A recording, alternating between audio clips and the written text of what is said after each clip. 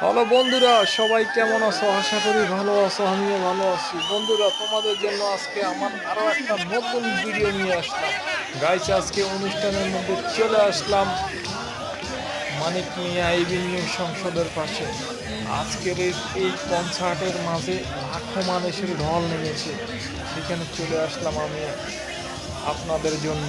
তো বন্ধুরা, অনুষ্ঠান শুরু হয়ে গেছে, আমরা একটু দুষ্টুমিতে মেতে উঠলাম, তার ফাঁকে ফাঁকে একটা ভিডিও করে নিলাম। বন্ধুরা বন্ধুরা এটা ছিল